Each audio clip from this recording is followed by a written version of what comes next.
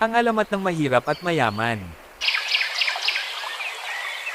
Noong unang panahon, sa isang maliit at payak na nayon, may dalawang batang magkaibang mundo ang kanilang pinanggalingan. Si Juan, ang batang mahirap, ay lumaki sa isang bahay kubo na gawa sa kawayan at pawid.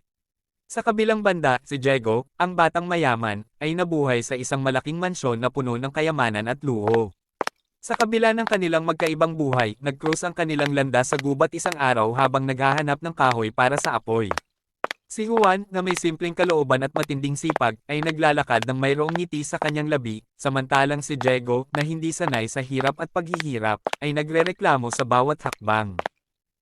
Sa kanilang paglalakbay, sila ay napadpad sa harap ng isang matandang kahoy na nagtatago ng isang mahiwagang tinapay.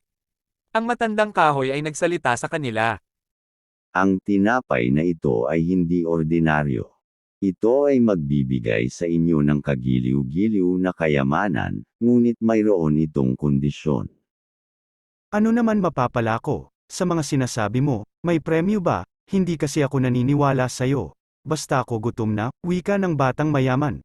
Samantala ang batang mahirap naman ay nakayuko at tila walang reklamo kahit na mas nalamangan siya sa hati ng tinapay, basta para sa kanya malagyan lang ng laman ang kanyang kumukulong sikmura ay sapat na at malaki ang pasasalamat nito sa matandang puno.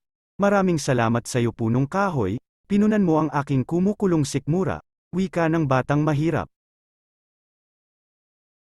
Nagulat ang batang mahirap, dahil bigla iniabot sa kanya ang ilang piraso ng ginto ng matandang punong kahoy, bilang gantimpala sa kanyang kabutihang asal na ipinakita.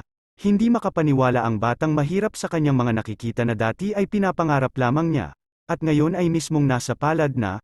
Maraming salamat po punong kahoy, maraming salamat po dahil ikaw ang nagtupad ng mga pangarap ko, pangako po lahat ng ito ay sa kabutihan mapupunta at papahalagahan ko lahat ng ito, wika ng batang mahirap. Nagagalak ko na marinig sayo ang mga bagay na yan, at alam ko na mabuti ka, kaya yan ay nararapat lamang na sayo mapunta, wika naman ng matandang punong kahoy. At makalipas lamang ang ilang segundo ay bigla nang naglaho ang puno.